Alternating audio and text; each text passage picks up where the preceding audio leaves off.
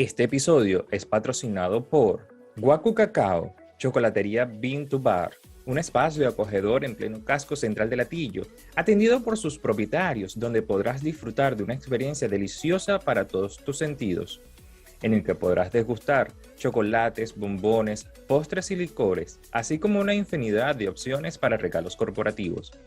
Ven y disfruta de nuestras catas guiadas de chocolate con vino, ron o cerveza, acompañados de lectura, música y poesía. Guacu Cacao, más que una chocolatería, una experiencia.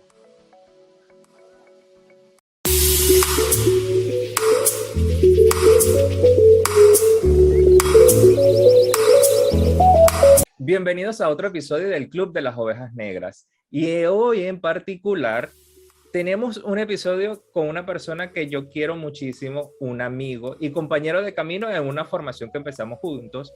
Y en este episodio del Club de las Ovejas Negras tengo la honra de presentarles a este gran ser humano y con una sensibilidad definitivamente admirable tanto al bienestar del ser humano como del entorno que lo rodea.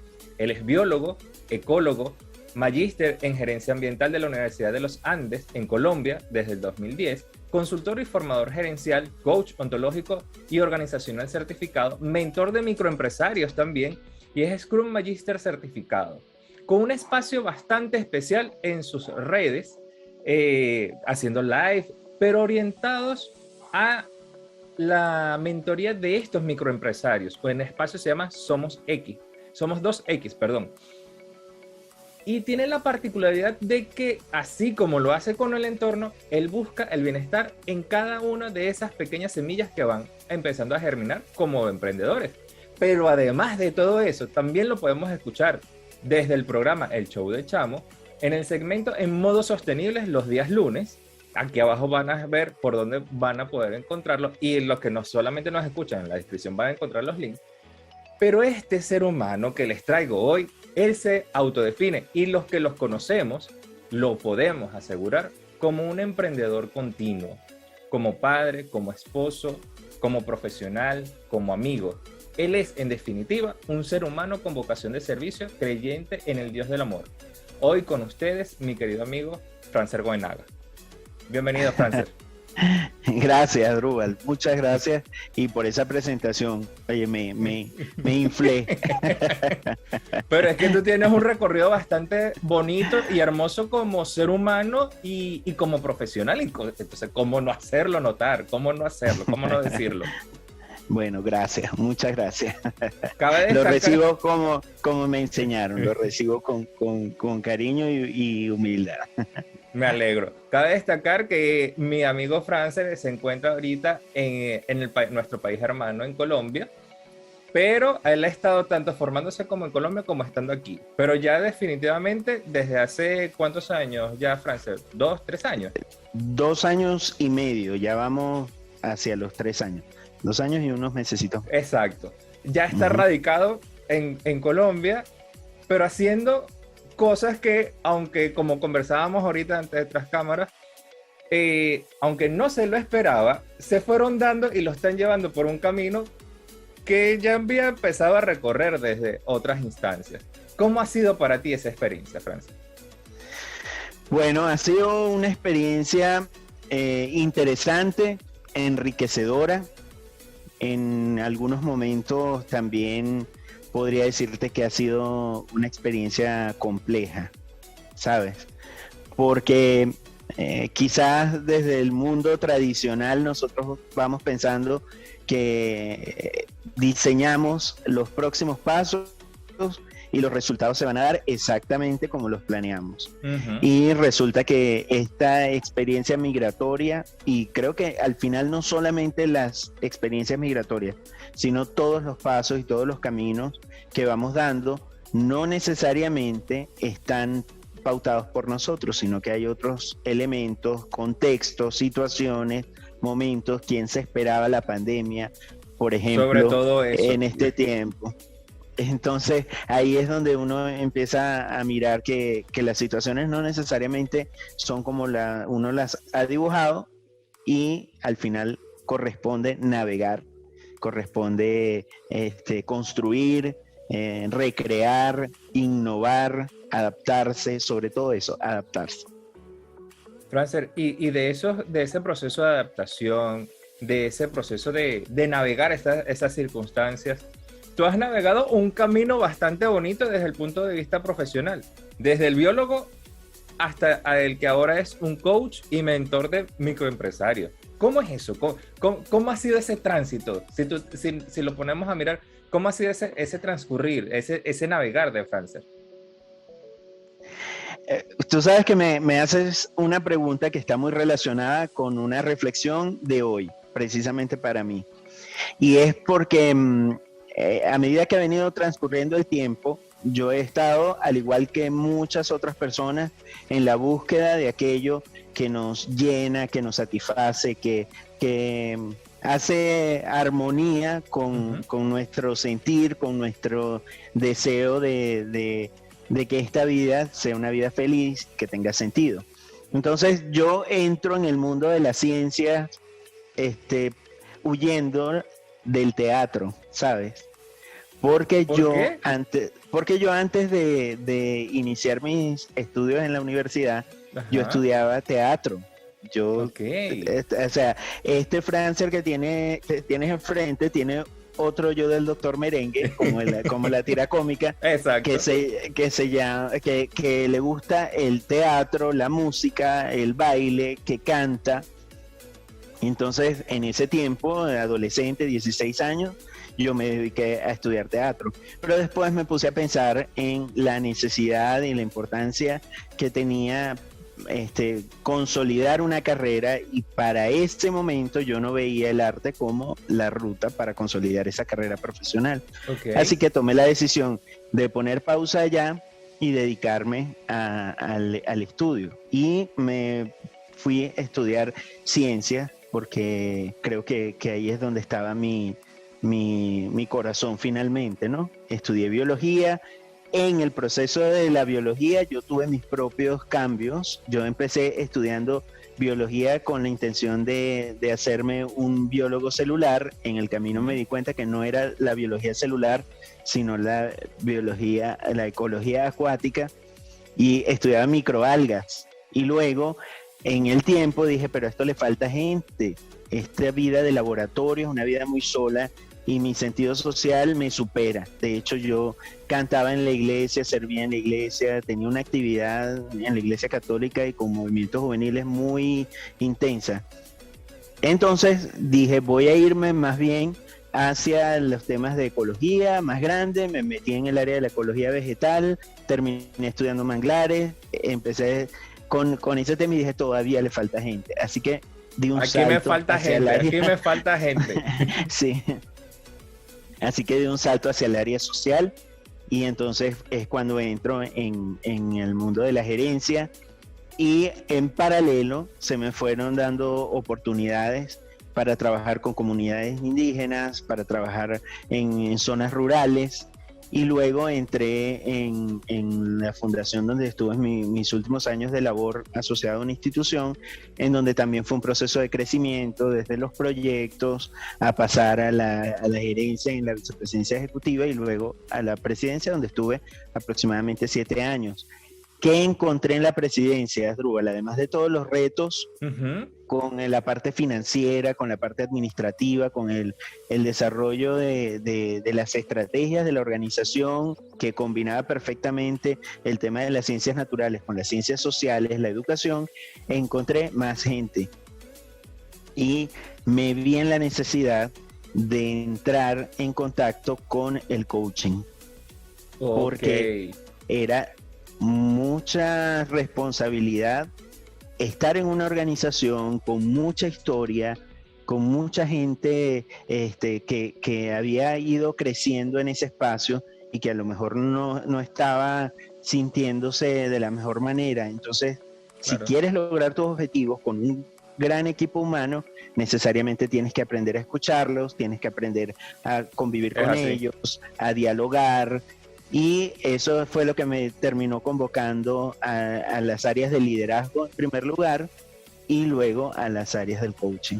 Así que yo he venido como evolucionando hacia el área social y humano de una manera muy orgánica, por decirlo Muy de acorde forma, también incluso con como el proceso de la biología. Entonces, como el proceso de la biología. entonces tú dices, es que no, has sido tú un biólogo tan orgánico que tú mismo estás en tus procesos de evolución. Hasta el paso que diste hoy, bueno, hace 2 años de decir, me voy y sigo creciendo.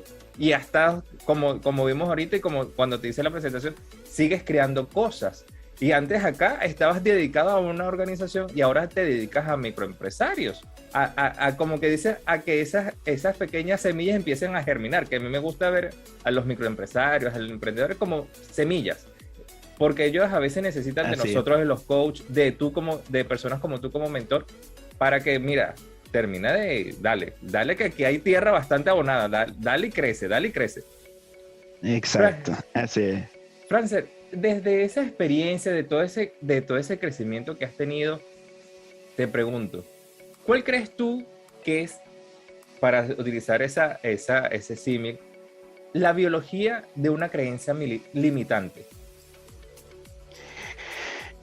La biología de una creencia limitante puede estar vinculada a la propia percepción.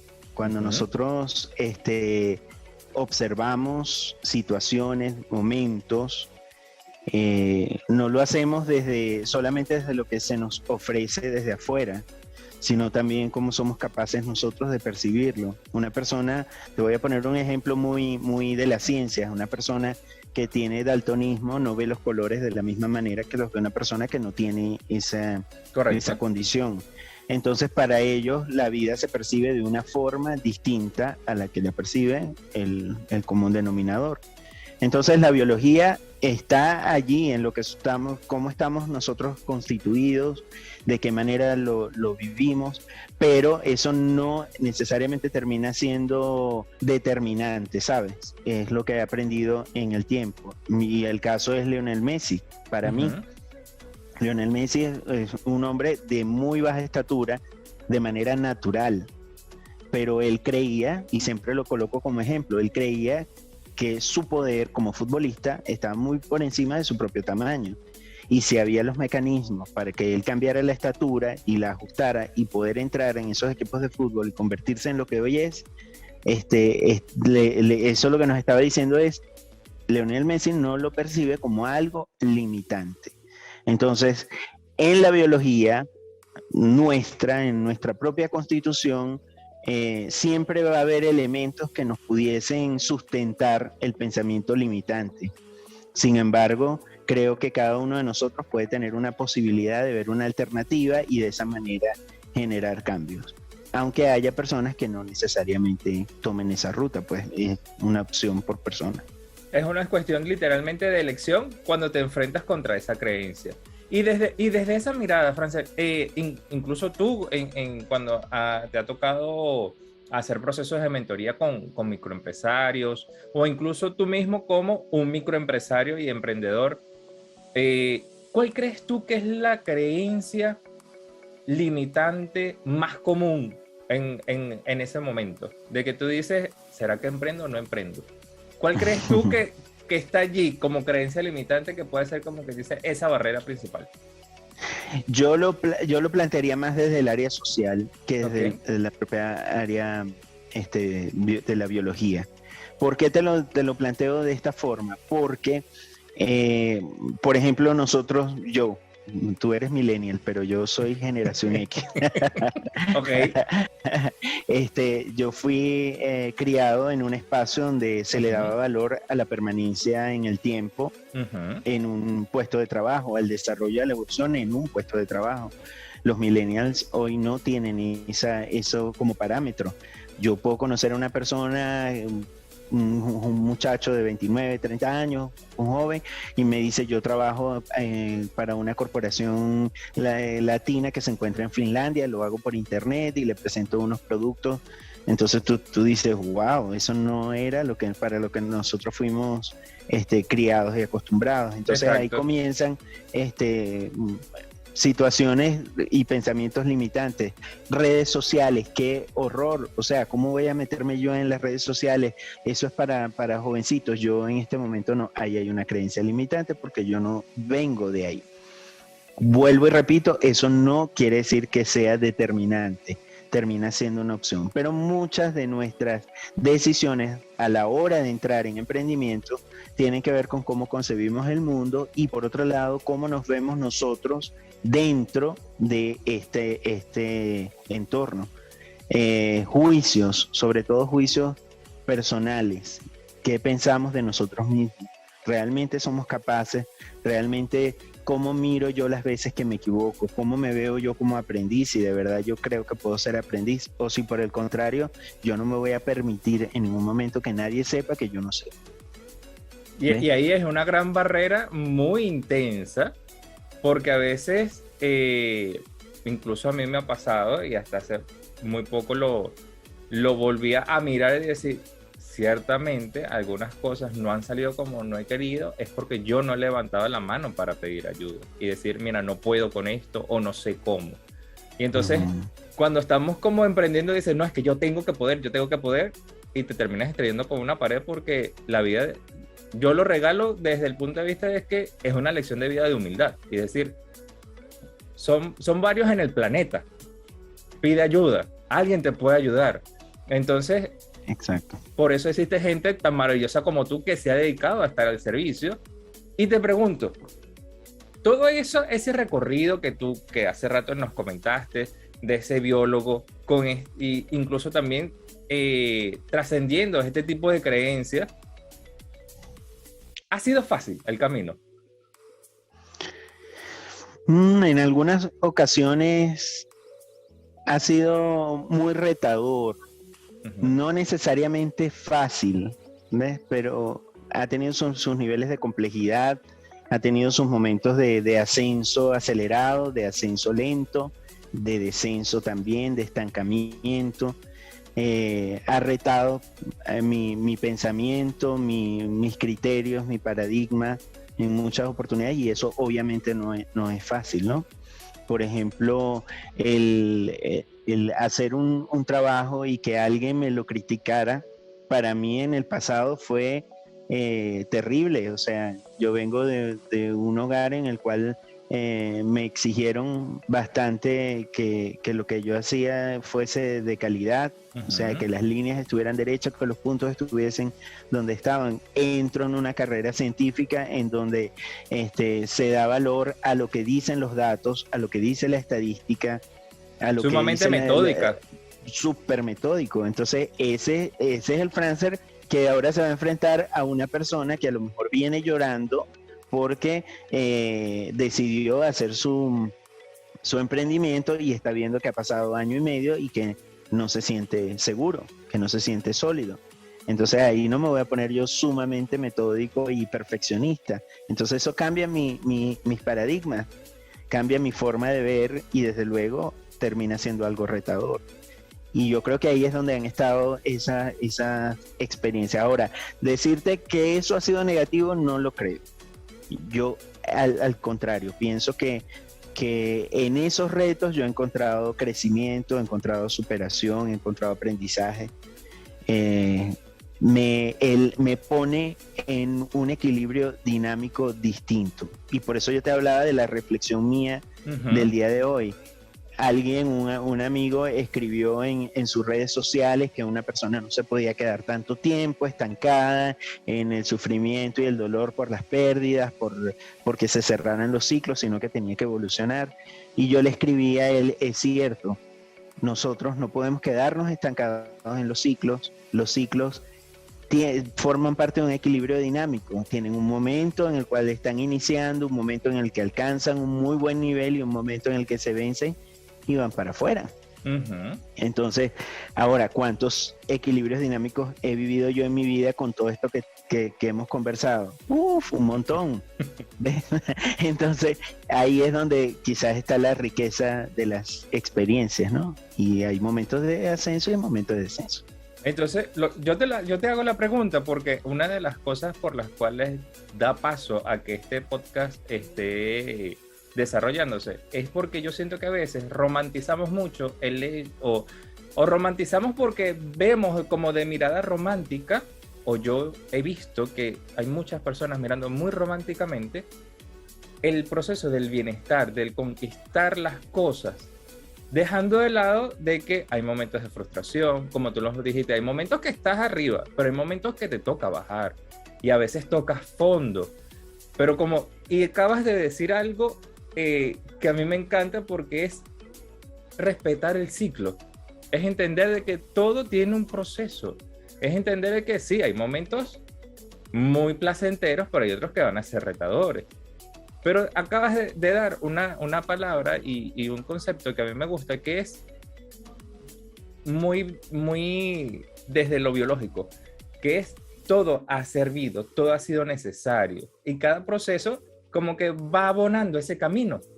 Entonces, si tú miraras hacia los lados y tuvieras el mundo ahorita como biólogo y nos lanzamos aquí una de predecir el futuro, ¿cómo ves el mundo? ¿Lo ves más sostenible? ¿Cómo lo miras? ¿Cómo mira el mundo hoy, Francer? Yo no lo veo más sostenible, Pero ¿por qué no lo veo más sostenible? Porque evidentemente venimos de una historia en la cual creemos que los recursos son inagotables, que el agua nunca se va a acabar, que ahora es que nos queda dinero porque tenemos petróleo, por ejemplo, el pensamiento en Venezuela o en algunos países que son productores de petróleo y gas. Entonces tenemos recursos para 25, para 30 años, pero en la medida que vamos haciendo uso, no de una manera conservativa, no de una manera bien administrada, sino más bien desmesurada, nosotros estamos afectando el futuro. Ya lo estamos consumiendo. Entonces no lo veo más sostenible. Ahora sí lo veo en un proceso muy interesante. ¿Por qué? Porque a esta generación que está, a todas estas generaciones que confluyen en este momento con el tema de la pandemia, se nos ha mostrado otra cara de la moneda que no era la que antes habíamos visto. Los procesos migratorios en el planeta continúan sucediendo, y a quienes les correspondió migrar, a quienes les correspondió ver a su familia partir, a quienes les corresponde comunicarse ahora con sus seres queridos por un teléfono, por un dispositivo, están viviendo una experiencia que no estaba hace 20 años, que no nos las podíamos imaginar, a menos que fuese viéndolo supersónico. Yo digo que a veces que yo saco las cartas, pero para meditar, es que ni con cartas uno pudiese haber predecido estas cosas, porque ha sido muy intenso.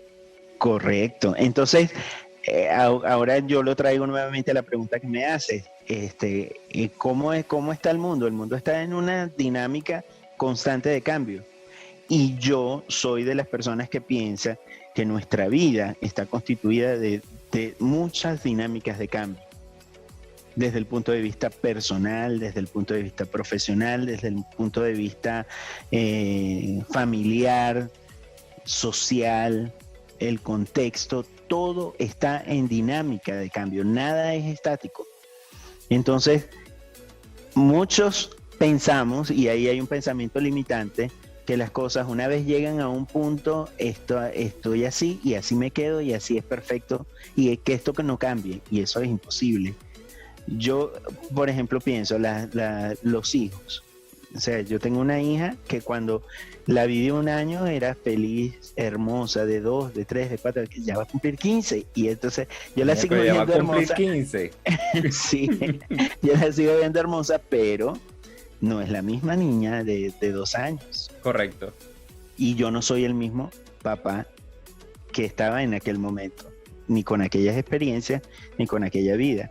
Ahora, eso hace que hoy yo no reconozca, me resista y me duela lo que está pasando.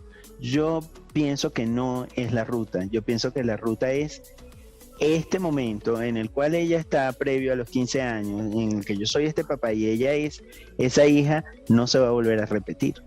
Así que yo o lo vivo hoy, lo disfruto hoy, o lo voy a perder.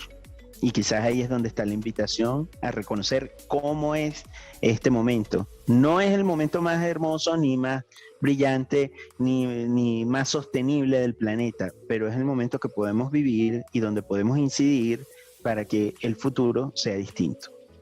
Qué bonito. Y desde ahí me surge una pregunta. ¿Qué ha sido lo disfrutable que tú le has visto a esto? A este momento, como por ejemplo, Ajá. te puedo hablar de mi confluencia, ¿no? Ok. O sea, primer elemento, cierre de ciclos laborales prolongados, Uh-huh. que están muy asociados a ese concepto. Tú entras en una institución, te enamoras, yo enamorado de mis trabajos en cada uno de los momentos, viviéndolo con todo el corazón del mundo, pero se cerró un ciclo que estaba orientado a esa modalidad.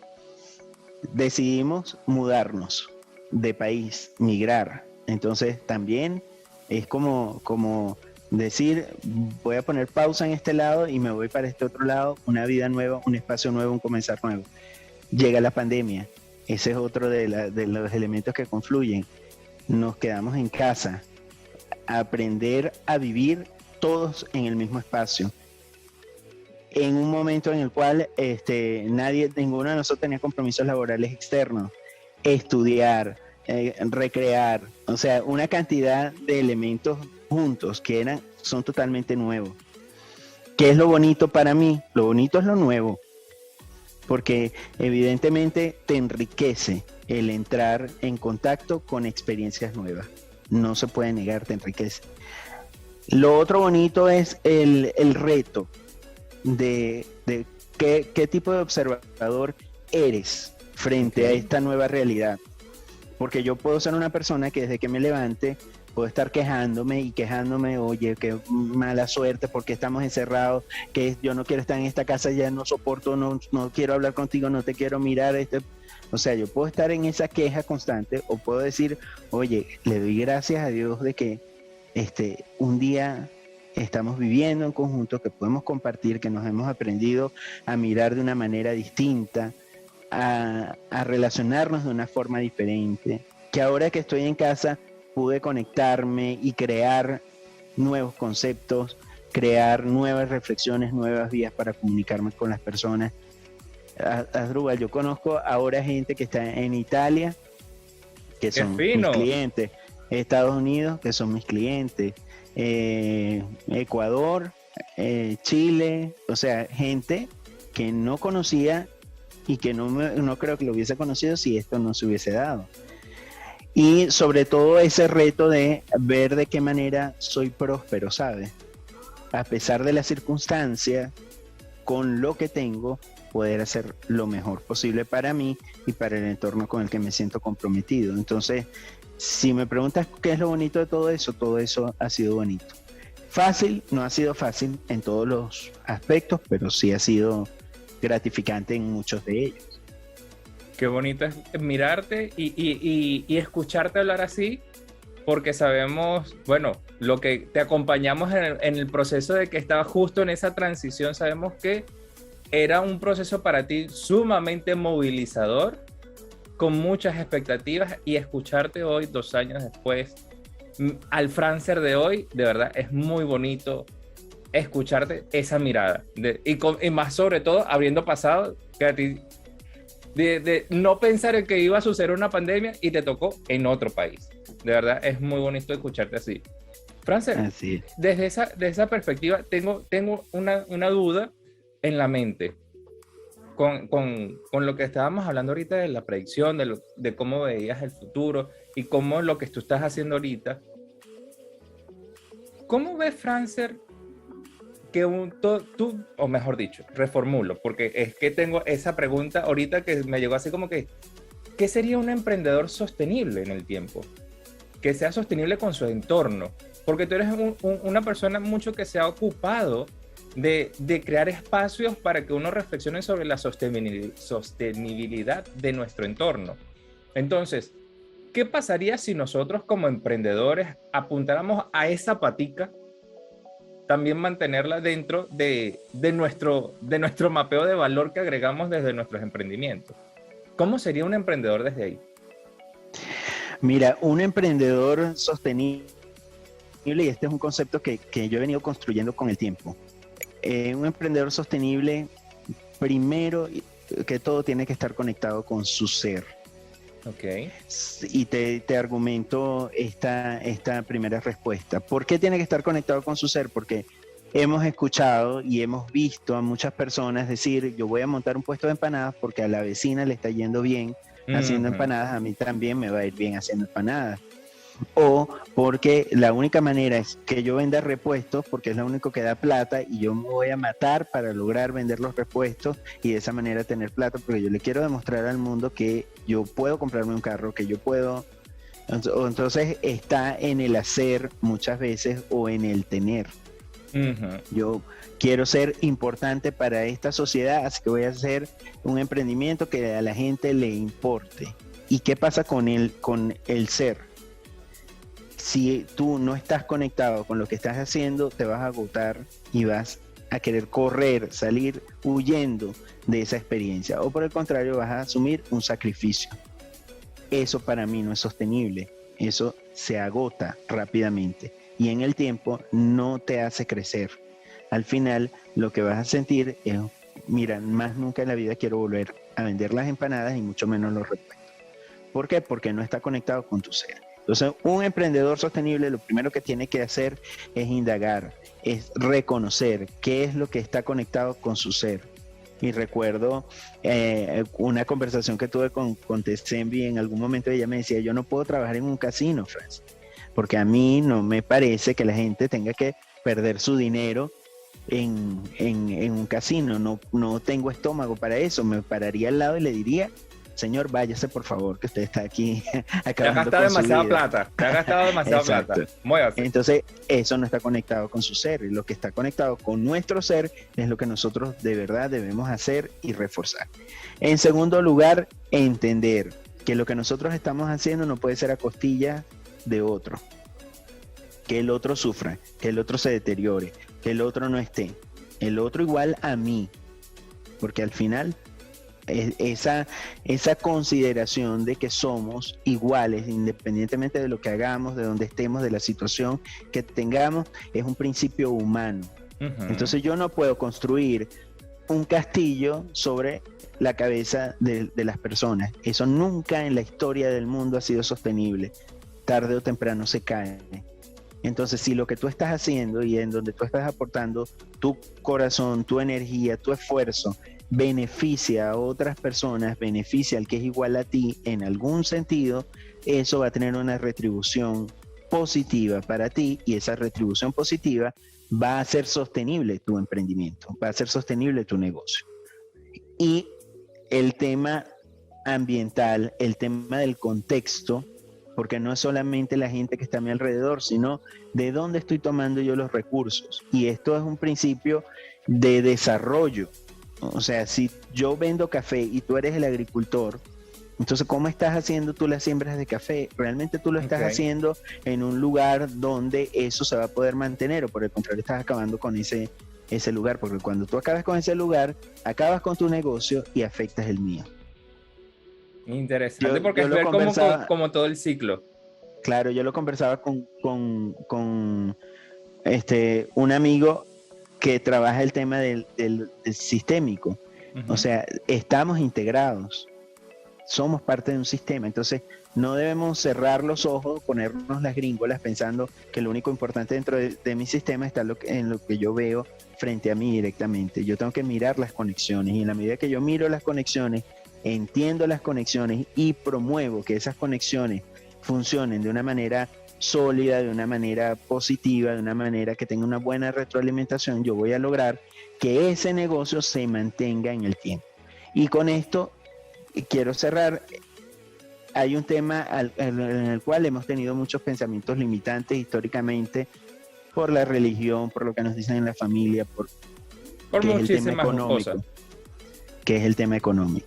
O sea, pensar que yo voy a hacer un emprendimiento en el cual solamente voy a dar y no voy a recibir, eso rompe con la dinámica de la sostenibilidad. Evidentemente tiene que estar compensado y debemos perder el miedo, y te lo digo desde mi propia experiencia. O sea, no le voy a cobrar poquito para que me diga que sí. y lo que estoy generando un desequilibrio enorme en la relación entre esa persona que a lo mejor está recibiendo mucho, que va a huir sintiéndose culpable porque no tiene con qué pagar, y de esa manera yo no voy a lograr tener ese cliente y otros clientes. Es así. Entonces ahí es donde tenemos que juntar todos los elementos. ¿Qué pasa conmigo? ¿Qué pasa con el que tengo al lado? ¿Qué pasa con mi entorno? Y de qué manera le doy sostenibilidad económica. Qué interesante. Yo decía, Fran se me va a sacar de esta duda. Fran se me va a sacar de esta duda. Y no solamente que nos sacas de la duda a todos, incluso a los que nos ven o a los que nos escuchan, sino que nos dan, como que dice, esos pequeños tips como para poder revisar, porque todo como parte de, si todo parte desde el ser, como dices tú, ya casi que la respuesta está dentro. Simplemente es cuestión de detenernos y revisar dónde está esa respuesta y cuál es esa respuesta para nosotros. Porque a lo mejor mi respuesta no es lo mismo que la tuya, pero ambas son válidas y pueden complementarse. Entonces, correcto, es muy bonito eso. De verdad, muchísimas gracias por eso. Una pregunta. Para ti, ¿qué implica ser auténtico? Entonces. Ser auténtico, me voy a robar esa frase del personaje del agrado de la película de Almodóvar, Todo sobre mi madre. Ajá. En esa película, el agrado dice frente a un escenario que uno es más auténtico en la medida que se parece más a lo que siempre ha soñado de sí mismo.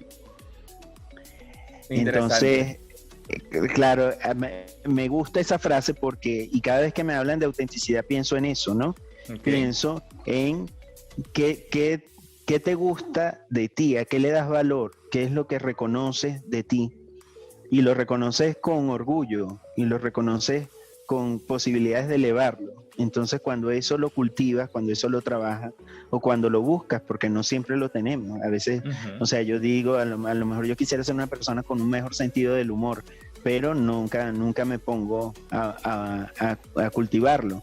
Entonces, ahí yo no me estoy acercando a eso que sueño de mí, a eso que valoro de mí. Entonces, yo creo que ese es uno de los primeros, de las primeras fuentes de autenticidad, el reconocer qué es lo que nos gusta y al mismo tiempo de qué manera nosotros cultivamos aquello a lo que le damos valor y que queremos en nosotros mismos. O sea, yo quiero ser una persona con más paz y más tranquilidad, de qué manera yo trabajo esa paz y esa tranquilidad en mí y voy encontrando esa autenticidad. Y por otro lado, fíjate que esto trae intrínseco algo, y es lo que a lo que yo le doy valor, que yo quiero, lo que a mí me gusta, entendiendo que hay un entorno que a lo mejor me va a juzgar, que hay un entorno que va a querer hacerme un planteamiento diferente al mío, y yo tengo que ver si ese planteamiento está haciéndome renunciar a mis propios planteamientos. Porque muchas veces, para quedar bien con los demás, terminamos dándole el privilegio a lo que los demás piensan y no a lo que yo realmente siento y creo de mí mismo. Entonces, ahí yo estoy perdiendo autenticidad, y yo siempre lo he puesto como un ejemplo de mi papá. Una de las cosas que yo descubrí en el tiempo, con la adultez y la madurez de mi papá, es que mi papá siempre ha sido un tipo auténtico. Él es lo que es, entendiendo que hay gente de la cual no le va a gustar, pero él es así. Exacto. Y él no se para en artículos, él es, exactamente. Y lo que quiere cambiar lo empieza a trabajar. Entonces, eso me parece positivo y un gran aprendizaje para mí. Y qué bonito, porque a veces a los hijos nos cuesta aceptar a nuestros padres con esa frase de él es y ya. ¿Quién es? Él es mi papá, pero hace tal cosa y tal año. Bueno, él es así y ya. Y no por eso juzgar, criticar, y simplemente reconocer que así son. Y eso es también esa chispa de que nos lleva a esa autenticidad, porque como bien acabas de afirmar, desde donde tú lo miras, también la respuesta está adentro. Es ¿qué hay aquí adentro? Es simplemente, como diría una amiga, que espero tenerla acá pronto, es voltear esa cámara hacia adentro y mirarnos y decir qué es lo que hay aquí. Francer, antes de pasar a una última pregunta, te quiero compartir pantalla y mostrarte algo, que era el juego que tenemos en este podcast, en esta temporada. Ok. ¿Ya logras ver la pantalla? Sí, sí. Ajá, fíjate. Aquí estamos ante la ruleta de la vida. ¿Qué Ok. sucede en la ruleta de la vida? Está dividida en diferentes ámbitos. Yo le voy a dar a donde dice el botón probar y la rueda va a empezar a girar. Se va a cambiar aquí la pregunta. ¿Y cuál es la dinámica? En cada vez que se pare la ruleta, se va a parar 3 veces. Tú vas a responder esa pregunta o cuál es tu punto de vista de esa pregunta dentro de ese ámbito que estemos conversando en ese, o que caiga la ruleta. Ok. Está bien. Vamos a Pregunta ver. sorpresa. Es correcto, es una pregunta sorpresa, una dinámica sorpresa bastante interesante. Vamos a ver qué nos regala hoy. Ajá. La primera, fíjate, es en relación al dinero. ¿Qué te suma paz cuando se trata de dinero? ¿Qué me suma paz? Creo que lo que me suma paz es que haya justicia vinculada a cualquier acción en la cual hay dinero. Y cuando digo justicia es que a cada quien le corresponde lo que le corresponde. Cuando tuve la oportunidad de estar en los trabajos donde me correspondió asumir, incluso en una oferta de trabajo donde me correspondió asumir la revisión de los sueldos y salarios del personal, yo no descansé hasta que no encontré aproximarme a un punto de mayor justicia para con la gente. ¿Ves? Porque yo creo que al final todos necesitamos o utilizamos el dinero para las transacciones, para las relaciones, para dejar ese patrimonio hacia las generaciones futuras de nuestra familia. Pero cuando nos metemos en dinámicas que no son justas, ahí ya se pierde esa posibilidad. Entonces eso me quita paz. Interesante manera de verlo. Vamos a ver ahora la siguiente vuelta, a ver qué nos toca mirar. Ella a veces se tarda un poquito, normalmente, pero esta vez ya no tanto. Muy bien. Ahora en el trabajo. Interesante esta pregunta. ¿Cuál es el miedo más grande que se debe superar en el trabajo o en el ámbito laboral? Asumir responsabilidades. Ese es un miedo muy recurrente.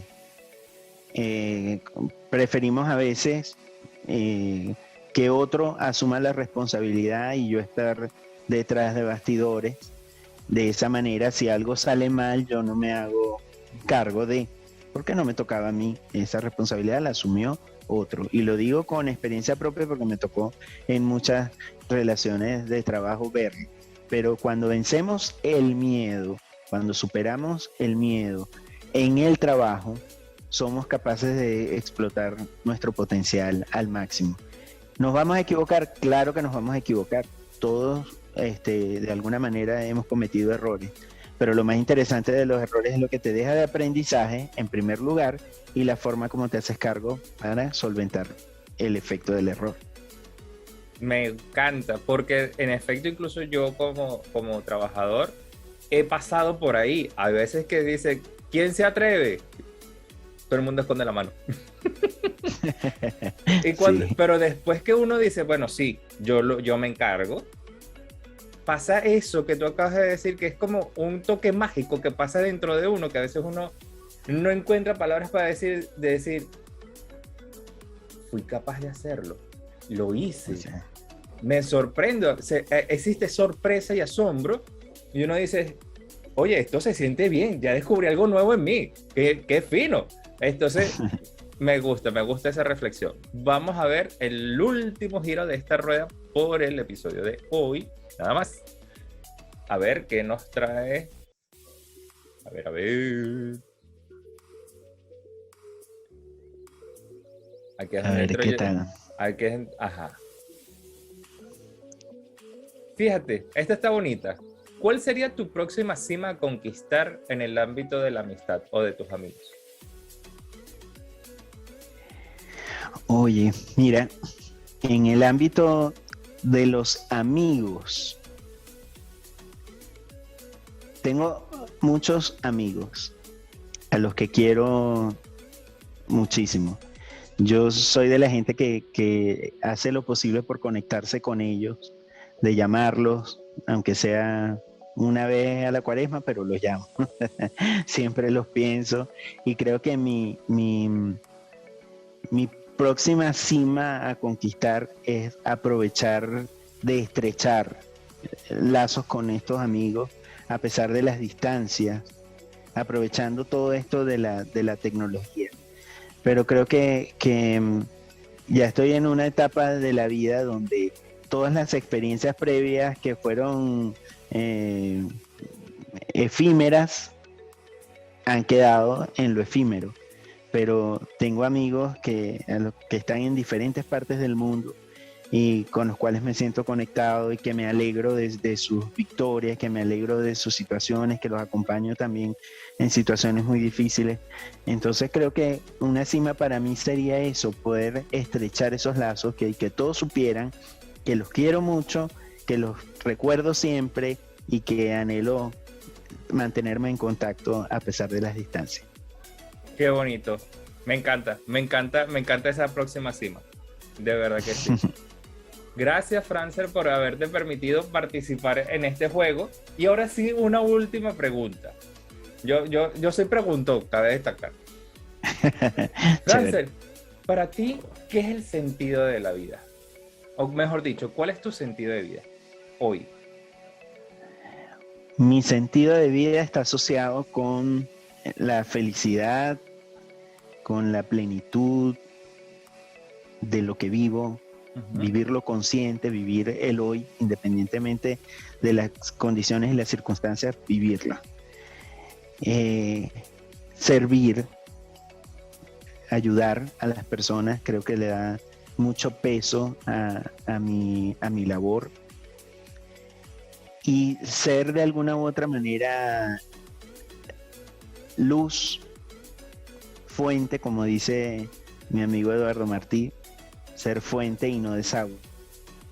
Me gusta esa frase. Ir de qué manera puedo apoyar a otros, sumar que la experiencia de vida con las otras personas sea positiva tanto para ellos como para mí y que yo eso lo pueda hacer trascender. Yo siempre he tenido como un sentido de trascendencia muy, muy fuerte que me ha ido como empujando y por eso ¿dónde está la gente? ¿Dónde está la gente? Exacto.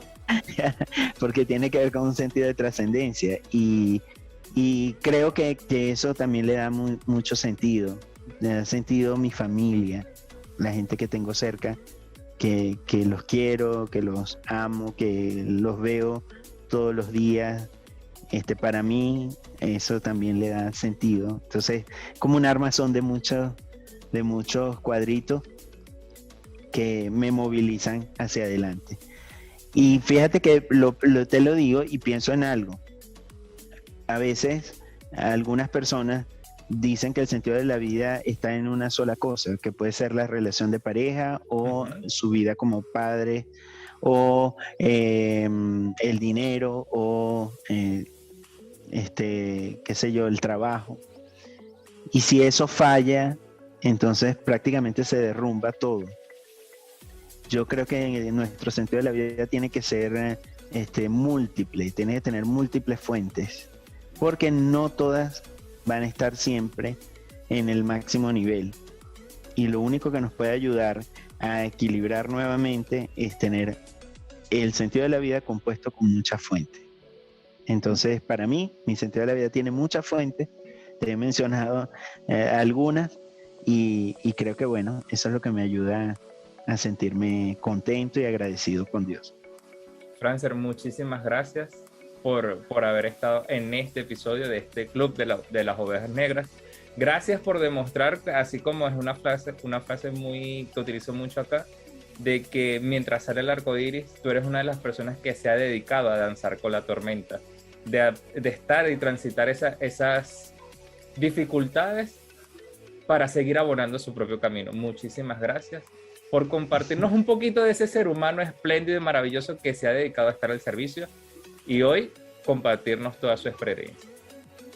No, muchas gracias a ti, Asdrúbal, por considerarme para acompañar en este espacio.